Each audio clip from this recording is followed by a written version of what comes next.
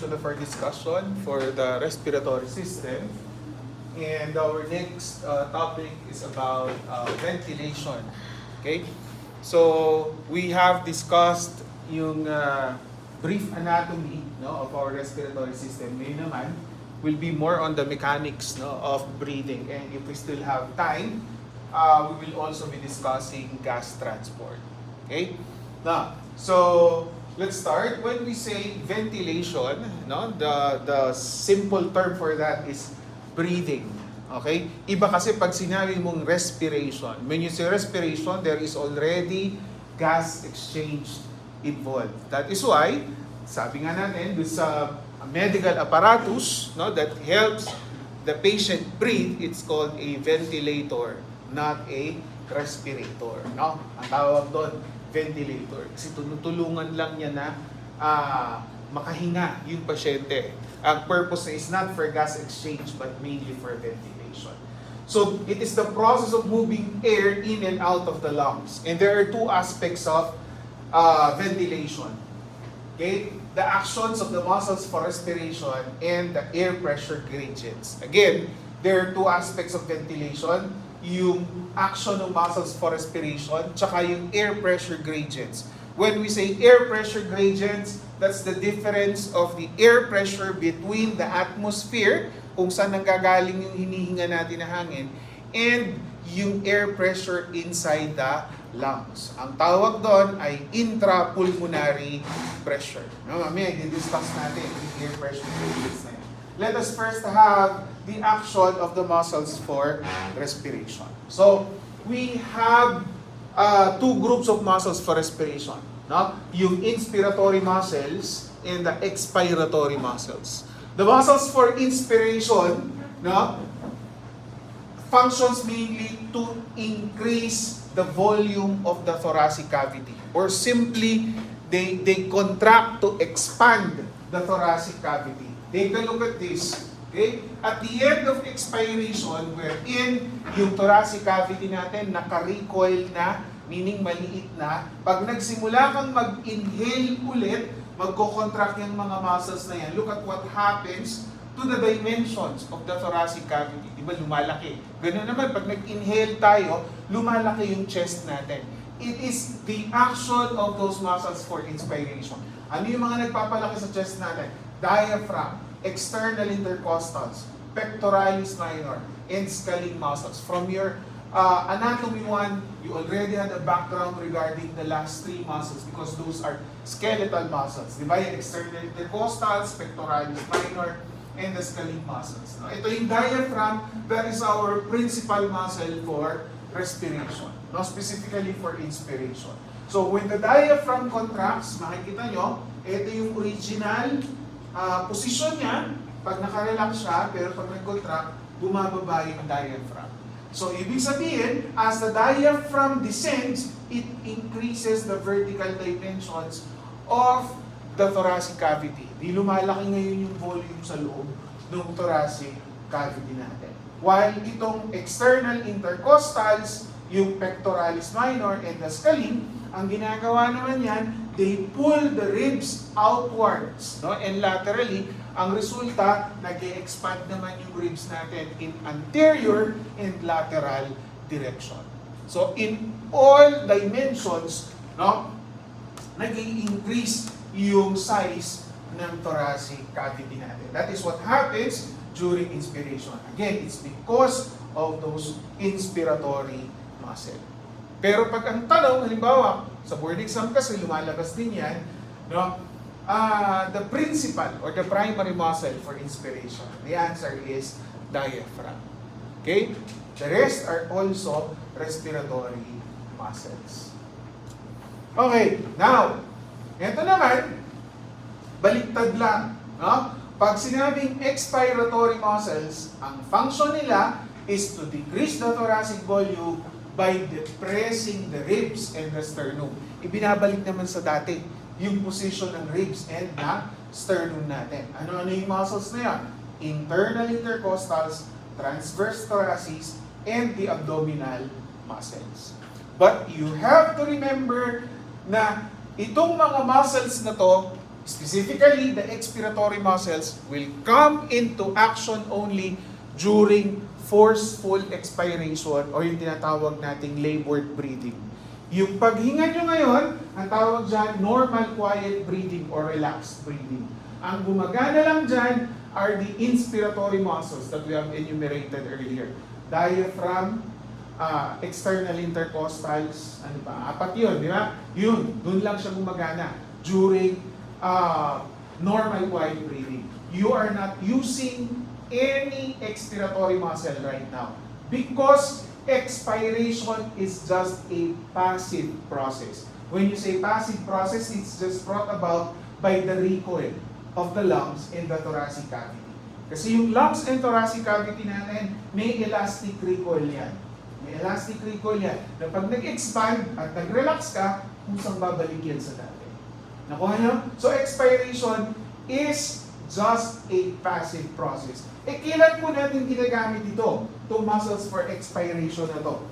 Gagana lang yan during labor expiration. No? Okay? Yung paghinyaha po tayo na kailangan nating huminga ng mas malalim. Di ba? Yun. Makikita nyo, minsan pati yung tiyan natin umaalon. Di ba? Bakit? Kasi nagko-contract pati yung abdominal muscles natin during expiration. So, nakukuha ba? Again, no? During normal quiet breathing, ano lang ang gumagana? These muscles for inspiration. Maliwanag, ha? Kailan lang gagana ang expiratory muscles? During labored breathing. Okay? Now, let us continue. Sir, yung sa expiration, parang gumagana lang siya, for example, kapag mag-intense activities. Expiration. Yes, sir, expiration. Tsaka pag ano, yung mga inatake ng asthma, basta yung mga nahihirapang huminga, doon lang nag-work yun. Yung mga expiratory muscles. Pero again, during normal quiet breathing, hindi sila gumagana. Okay? Now, so, yun yung respiratory muscles natin. No? So, yun yung first aspect, no, of ventilation, the action of respiratory muscle. So, ibig sabihin, if your diaphragm, if your external intercostals are paralyzed, mahirapan tayong huminga. Mahirapan tayong mag-ventilate. Just like, yung sinabi ko sa inyo, nung first term, yung severe polio that affects the brainstem o kaya yung upper part of the spinal cord which causes the patient to be paralyzed from neck down. Di ba? So, ay mahirapan huminga yun kasi paralyzed din, including the respiratory muscles. No? Including the inspiratory muscles. Okay? Ngayon, another aspect of ventilation is the pressure changes and airflow. You have to remember that air flows from higher air pressure to lower air pressure. Parang simple diffusion lang yan. From higher to lower concentration. Ganun din ang hangin. Ang hangin, di ba, will flow from higher to lower air pressure. Nakukuha ba? Kung saan mataas ang pressure, doon siya mag-flow sa pababa. Okay? Nakukuha. Kaya nga meron tayong wind. Di ba sa thermodynamics, kaya meron tayong wind, di ba? Is because of the difference in air pressures created by the heat of the sun. Nakukuha? Di ba kasi pag mainit ang hangin, mas nag-e-expand siya. Nakukuha niyo yung point? So, ibig sabihin, pag nag-e-expand, mas tumataas ang pressure. So, paano magiging flow ng hangin? Mula sa mainit, papunta sa malamig. Or from a higher pressure, going to a lower pressure. Ganun din ang movement ng air in and out of the lungs from higher to lower pressure. Nakukuha? Pagka tayo'y nag-i-inhale, paano yung direksyon ng hangin? Hindi ba? Papasok. Naintindihan niyo? Di ba? Di ba? Pag nag-i-inhale tayo, anong direksyon ng hangin? Mula sa labas, pumapasok sa ilong, pumunta sa baga. Pag nag-exhale tayo, mula sa loob ng baga, lumalabas, papunta sa atmosphere. Ibig sabihin, during inspiration, the pressure inside the lungs is lower than the atmosphere. Nakukuha niyo yung point kasi from higher to lower. While during expiration, the pressure inside the lungs is higher than the atmospheric pressure. Nakukuha? Okay, now, paano nangyari that the intrapulmonary pressure is higher than the atmospheric? Paano nangyayari yun? Okay. Na, so tingnan natin. Dito sa text na ginagamit natin, ang gamit alveolar pressure, pareho lang yun ang intrapulmonary pressure. Tandaan nyo pareho lang ang alveolar at intrapulmonary pressure. Okay, balikan muna natin yung previous slide. Okay. When the volume of a container increases, air pressure decreases. Okay, it's actually a law in physics and it's called Boyle's law. Diba? Boyle's law, according to Boyle's law, volume is inversely proportional to pressure. Anong ibig sabihin ng inversely proportional? As the volume increases, as the volume of the container increases, the pressure decreases, and vice versa. Let's say, for example, this LPG cylinder. Yan. Dalawang LPG cylinder. Okay. Isang malaki, tsaka isang maliit. Nakuha? Okay. Pareho nating ni-refill ng 20 liters of LPG. Ito din, sinalinan, kinargahan ng 20 liters of LPG. Siyempre, mas malaki, mas maliit. Ito, mas marami yung volume capacity niya. Ito, mas maliit yung kanyang volume capacity. Did you get the point? If you will measure now the pressure inside each of these cylinder, which will register a higher pressure. Di ba? Kunyari, meron kang pang-measure ng pressure dyan. Isasalpak mo lang dun sa nozzle niya. Yan, may gano'n. Alam niyo yung parang sa gulong? Di ba? Parang sa pang-measure ng tire pressure ng yung merong nagre-registro na, may dial na nagre-registro na. O ano yung point? Sino sa dalawa yung mas magre-register ng higher pressure? Sino? Yung malaki o maliit? Sino mas magre-register ng higher pressure? Ito maliit. Bakit? Kasi mas nakukompress yung 20 liters dito. You have to remember, pareho lang yung amount na nilagay mo. Nakuha niyo yung point? No? Dito, sa malaki, na-accommodate niya yung 20 liter. Dito, kailangan isiksik niya yung 20 liters na ikinarga mo. Nakuha niyo? So, that's what you mean that when the volume increases, when the volume of the container increases, the pressure decreases. Mas malaki to, mas mababa yung pressure.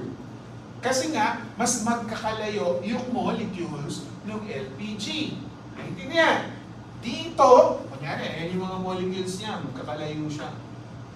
No? O, kunyari, 20 rin yan. Nakuha niyo yung point dito, yung 20, mas magkakalapit. Compressed siya. Nakuha? Maliwanag ba? Jarel, nagtataas ka ng kamay kanina? Okay, okay. Maliwanag? Okay? So that's what you mean sa Boyle's law. Mamaya, maano pa natin yan. No? Mas magagamit pa natin yan. Ngayon, ano sabi natin? Kunyari,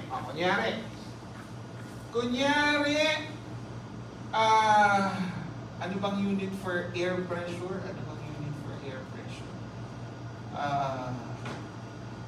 Okay. Yan.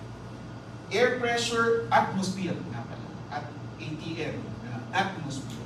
Sa sea level, ang air pressure 1 atmosphere. No? 1 atmosphere. At sea level, ang air pressure dito sa atin at sea level, 1 atmosphere. Okay? Maliwanag ba? Ngayon, halimbawa, itong air pressure sa malaking container, ang naging air pressure sa malaking container, dahil sa sobrang laki nga niya, naging 0.5 atmosphere. Nakuha niyo yung point? Ang nagrehistro, 0.5 atmosphere lang. Ang air pressure dito sa paligid niya is equivalent to 1 atmosphere. Nakukuha niyo ba? Pag binuksan mo ngayon yung tangke na yan, sa tingin niyo, paano magiging direksyon ng flow ng hangin? Papasok ba siya or palabas? Pasok. Sino sabing papasok? Okay, sir. Okay. Sino sabing palabas? Oo. Okay. Anong sabi natin kanina sa airflow? Air flows from higher to lower. Okay. 1 atmosphere, 5 atmosphere. So, paano magiging direksyon ng hangin? Papasok. Kasi from higher to lower. Naku ha, hindi pa yan sisingaw. Palabas kasi kulang pa yung pressure. Kasi ang pressure sa labas ay 1 atmosphere. Halimbawa, ito. Okay? Nakuha niyo yung point. Ang pagkarga mo dito, ang naging pressure dito ay 1.5 atmosphere. Nakuha niyo? Air pressure sa labas, 1 atmosphere nga eh. Nakuha niyo yung point? So, paano magiging direksyon ng hangin? Palabas siya. Nakuha niyo yung point? You imagine that this is your thoracic cage. You imagine that this is your thoracic cage. When you inhale, the size of the thoracic cage or the volume of the thoracic cage increases, causing a drop in the alveolar pressure. Since mababa ang alveolar pressure kaysa sa atmospheric pressure, what will happen? Air goes into your lungs. Maliwanag ba? Ganun kasimple. Tapos, as you exhale, edi ililiit ulit yung lungs mo. Dililiit ulit yung thoracic cavity mo. Pagliit mo, habang lumiliit siya, since the air is being compressed inside, yung air din unti-unting lumalabas when you exhale. Maliwanag ba? So this is what happens when you inhale, and this is what happens when you exhale. Alternating lang yan. No? Inhale, exhale. Maliwanag ba? During normal, quiet breathing, the normal inspiration lasts for 2 seconds. While the normal expiration lasts for 3 seconds. So, 1 respiratory cycle lasts for around 5 seconds. Yung sobrang relaxed na breathing natin. So, kung 5 segundo yan, di ba? What is the normal average respiratory rate in 1 minute? Mga ilang cycles per minute? 5. O di 60 sa isang minuto, 60 seconds, di ba? 60 divided by 5. 12. So ang average 12. No? Kaya pag inano mo yan, 12 to ang normal respiratory rate natin, 12 to 20 cycles per minute. Naiintindihan? Below 12, it's called bradypnea. Below 12. Parang bradycardia. ang dip niya, no? Above 20, it's takip niya.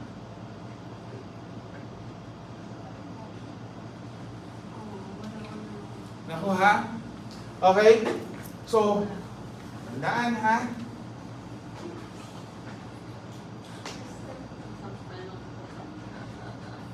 Ito na yan ha. During inspiration, atmospheric pressure is greater than alveolar pressure.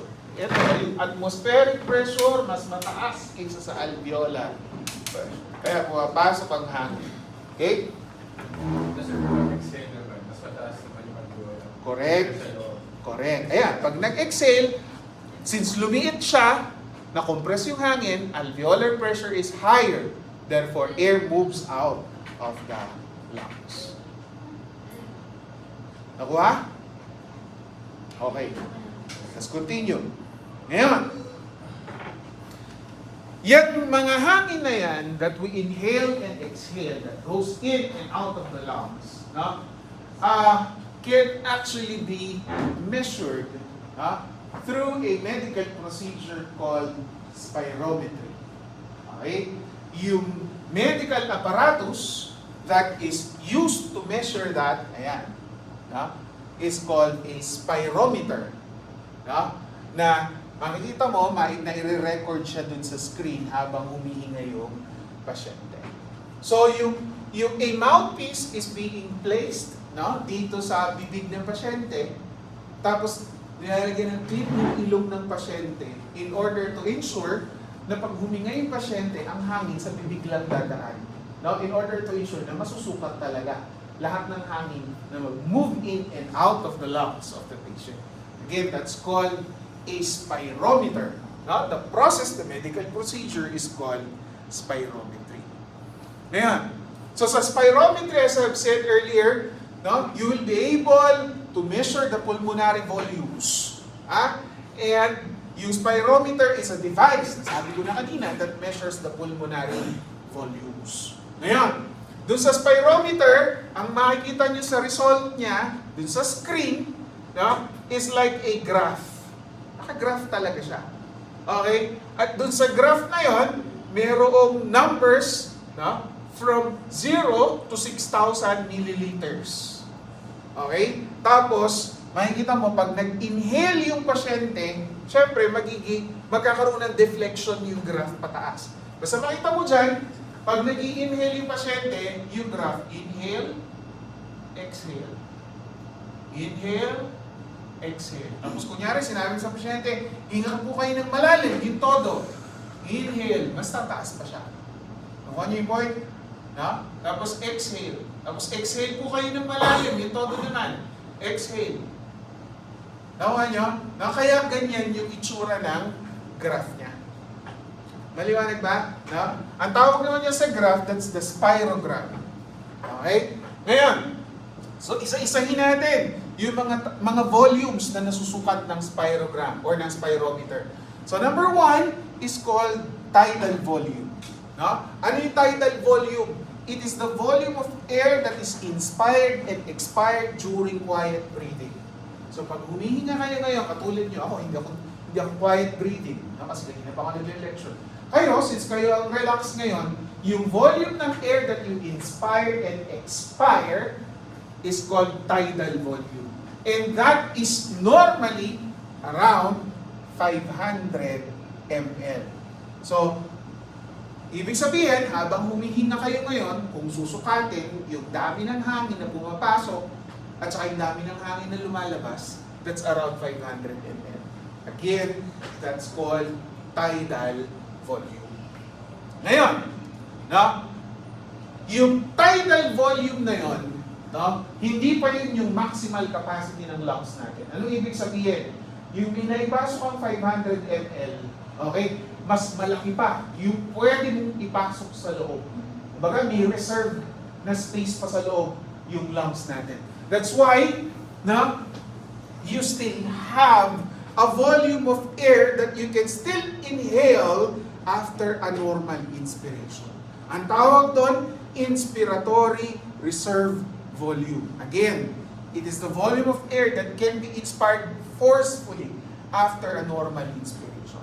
Katulad nyo ngayon, pag bigla kayo huminga ng malalim, di mas marami yung pinasok yung hangin, di ba? Yung nadagdag pa doon sa 500 ml, again, ang tawag doon, inspiratory reserve volume.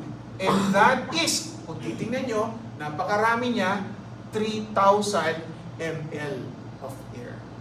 So, remember the difference between tidal volume and inspiratory reserve volume.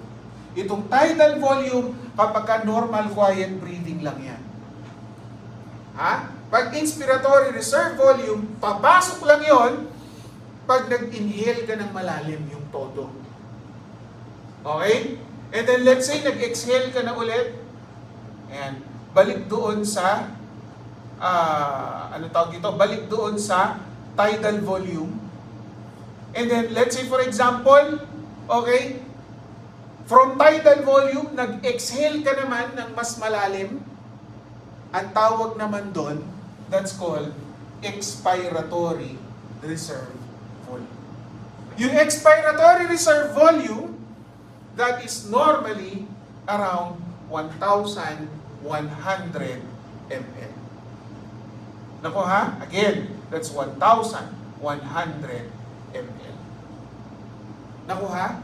Okay? Tandaan niyo yung ano na yan ha? Tandaan niyo yung tatlong yan. Okay? Kasi yan yung pinaka-basic. No?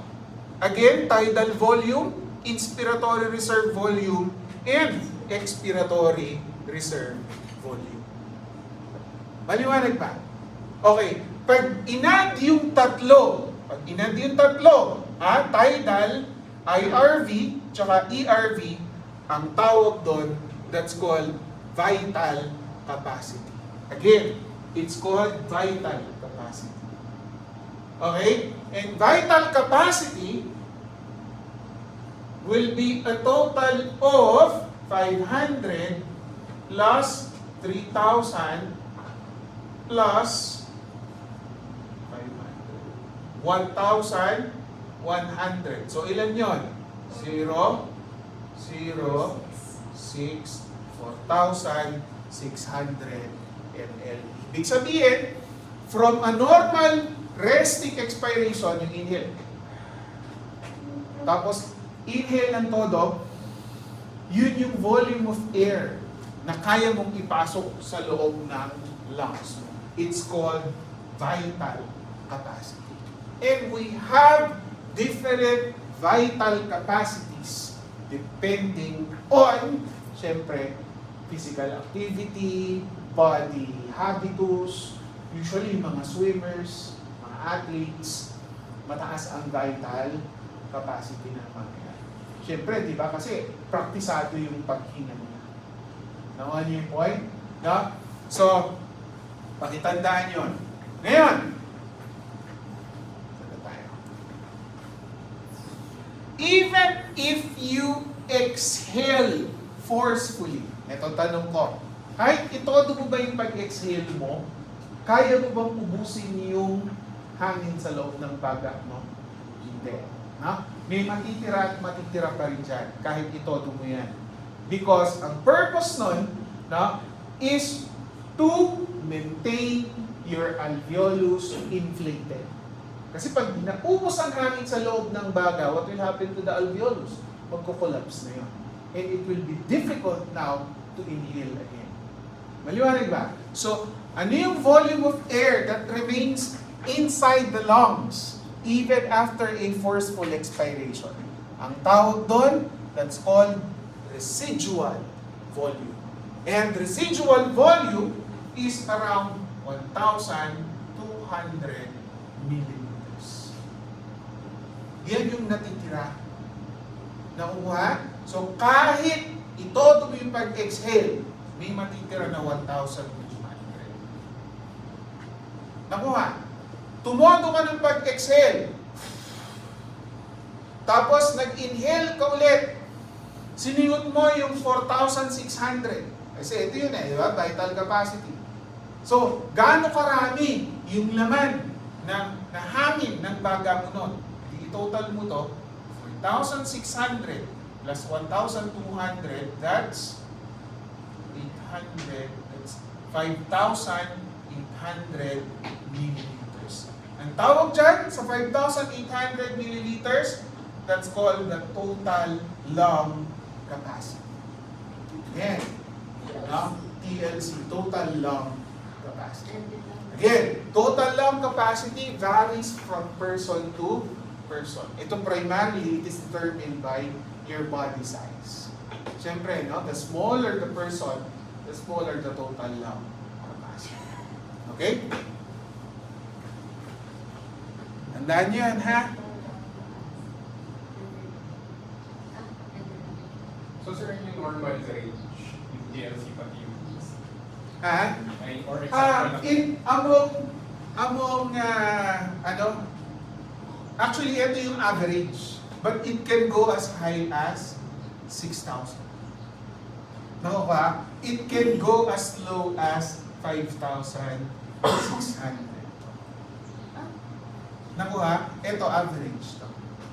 pero sir, yung vital capacity, ay ang normal, 4,600. Ito. Okay? Tapos yung TLC, sir, kumbaga added na lang. Pag in-add mo lahat yan, ito yun actually, yung apat na yan. Yung apat na volumes. Yun yung total lung capacity. Pero sa total lung capacity, actually, pag in-add mo itong tatlong to, ano to? Vital capacity to eh. Di ba? Ayan.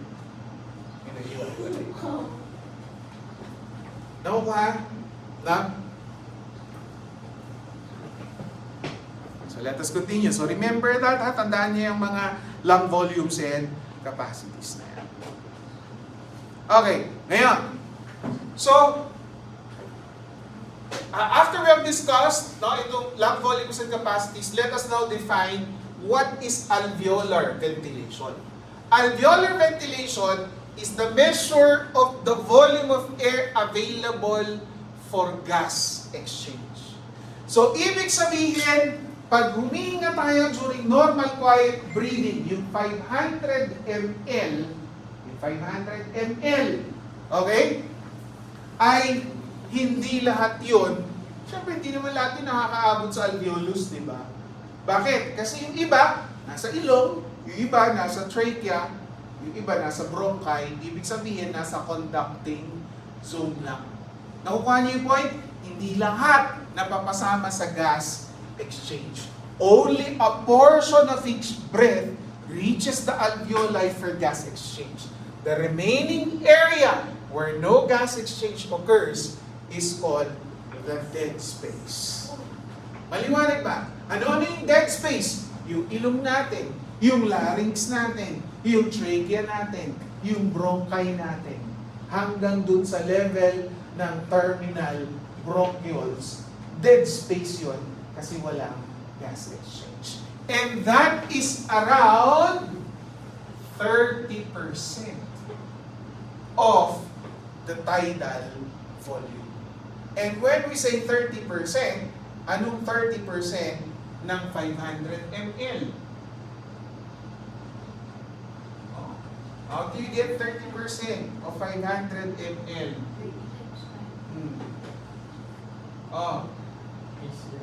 500 times 0.3. Si 30% di ba? Adi 1,500.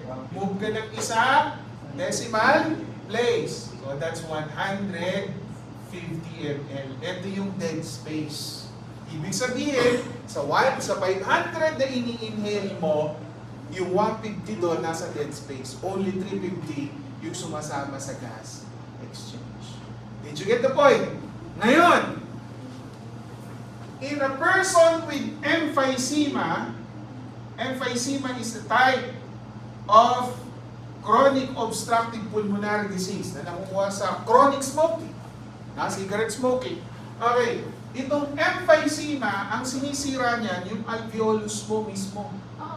Ang sinisira niyan is your respiratory membrane. So, nauubusan ka ng respiratory membranes. Yung diniscuss natin sa last time. Maliwanag ba? So, what will happen to the air entering here kung sira na ang respiratory membrane? Will it be able to participate in gas exchange? No. So what will happen here? Mapapadagdag siya sa dead space. Nakukuha niyo yung point? So ibig sabihin, in the destruction of the alveolus, such as in emphysema, yung dead space nadadagdagan. Maliwanag ba? Ibig sabihin, bawas yung amount ng hangin na sumasama sa respiration or sa gas exchange. Kapag consistent smoking yan, or nangyayari pag every Usually long term na smoking. Di ba? Yung mga ganun. Yan talaga, ang most common cause ng emphysema talaga is smoking. Maliwanag ba? Okay? So, tandaan yan, ha? So, ngayon, meron tayong tinatawag na minute ventilation. Tama ba? NSK. Masyado pa. Sa cardiopulmonary physical therapy na lang yun. Nakalimutan ko, first year pala kayo. Okay. Yan. So, nabanggit natin yung dead space. Now, so we have two kinds of dead space. The anatomical dead space, and the physiological dead space. Ano yung anatomical dead space? These are areas that include all the structures of the upper respiratory tract and the structures of the lower respiratory tract to the terminal bronchioles. So, ibig sabihin, yung dinefine natin kanina na 500 ml times 0.3 na 150 ml, yan yung nasa anatomical dead space. Maliwanag ba?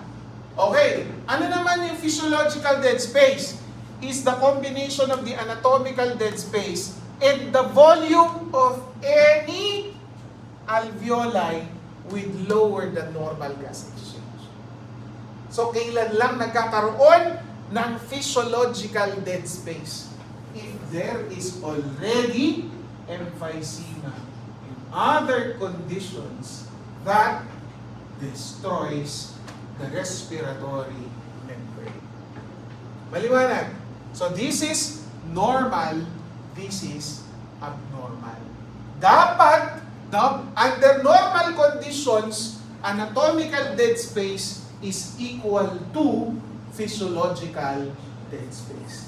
In short, if anatomical dead space is 150 ml, yung physiological dead space, may plus yan. 150 ml plus 0. Naintindihan? Kasi normally dapat wala kang dead space sa alveoli. Nakuha niyo yung point? Pagka itong 0 nagkaroon ng value, ibig sabihin, may problem na ang alveolus. Did you get the point? Okay? Okay, so this is just an illustration of what we have discussed earlier. Yung airflow. Illustration lang yan. So, tingnan nyo na lang sa PowerPoint na sinet na sa inyo. So, what are the factors affecting ventilation? Gender, pero hindi masyado sa gender. Okay? Age, syempre, as age increases, ventilation also decreases kasi lalo na yung mga sobrang tanda. Di ba? Actually, extremes of age. Nakuha niyo yung point? Yung mga newborn infants. Di ba? Okay? Tapos yung mga sobrang matanda. Body size, physical fitness. Hindi masyado. Pero generally, kasi kumbaga, comparing the body size of male and female, generally, mas malaki kasi body size na male. Pero kaya masabi ko, hindi rin masyado. But generally, sa population kasi, mas maliit ang body size na females. That's why it also affects ventilation.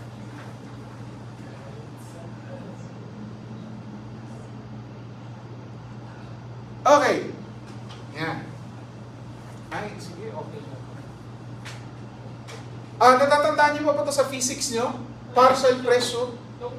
The pressure exerted by a specific gas in a mixture of gases. Okay? So, Let's say, for example, the total atmospheric pressure of all gases at sea level is 760 millimeters of mercury. And that is equivalent to, sulatan ko burahin ko na lang, 1 atmosphere. Ito yung sinasabi ko kanina, na 1 atmosphere. 760 millimeters of mercury is 1 atmosphere. Ngayon, ang atmosphere, you have to remember, 21% oxygen, no? And the partial pressure for oxygen is 160 millimeters. Paano nakuha yun? Kuhanin mo yung 21% ng 760. And that is 160. Ibig sabihin lang yan, pwede mo ma-determine yung partial pressure of each of the gases present in the atmosphere. Ano bang pinakamaraming, kung makita mo oxygen, 21%, that's relatively low. Anong pinakamaraming gas by percentage? Anong pinakamaraming gas sa atmosphere? Ano? Hindi, anong pinakamarami? Ano muna? Anong gas yun? Hindi oxygen. Carbon. Hindi rin. Panggas wala. Mababa lang. Nitrogen. The highest is nitrogen.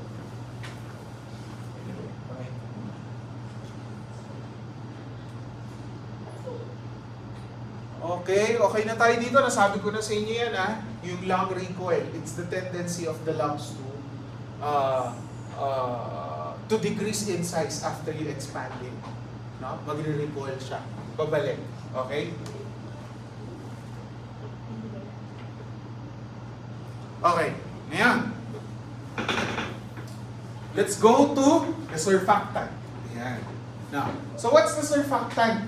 Naalala nyo, yung layers of the respiratory membrane na hindi ko muna in-explain sa inyo. Diba? Ito yung alveolus, tapos ito yung adjacent na pulmonary capillary. So let's try to enumerate nga ulit yung layers ng respiratory membrane. Ilan lahat yun? 6 yun. Natandaan nyo? Diba? May sarili silang kanya-kanyang basement membrane. Nakukuha nyo? May kanya-kanyang basement membrane. So, isa-isahin natin. Ano yung first layer? Mula dito sa loob ng alveolus. Alveolar fluid with surfactant. Natandaan nyo ba? Palibasa, walang quiz ngayon. Kaya alveolar fluid with surfactant. Di ba? Tapos ang kasunod, alveolar epithelium. Dalawa. Then, alveolar basement membrane. 3. Tapos, interstitial space. Di ba? 4. Tapos, capillary basement membrane. 5. Tapos, capillary endothelium. 6. 6 yun. Yun yung tatagusan ni oxygen and carbon dioxide during gas exchange. What's the first layer again? Alveolar fluid with surfactant. Yung loob ng alveolus natin, may surfactant, last 2 minutes, may surfactant na kasama. Ano yung surfactant? It's a mixture of lipoproteins and it is produced by the secretory cells in the alveoli. Anong purpose ng surfactant? It reduces surface tension. It reduces the surface tension of the alveolus so that the alveolus do not collapse every time that we exhale. Imagine niyo ang isang rubber balloon na nakalobo, pag tinanggal mo yung tali, what will happen? Tuloy-tuloy nalalabas ang hangin hanggang maubos. Di ba? Nakuha niyo yung point? Hanggang talagang totally collapse na siya, UP na siya, wala nang hangin sa loob. Dapat ganun ang nangyayari sa lungs natin kung magre-relax tayo. Pero hindi, di ba? It's because the lungs is prevented from being collapsed by reducing the surface tension of each alveoli. At ano yun? Ano yung nag-reduce sa surface tension? It's the surfactant. It's a combination of lipoproteins. Nakukuha ba? So kung wala yung surfactant na yon, it will be difficult for us to inhale. Mahirapan tayong mag-inhale.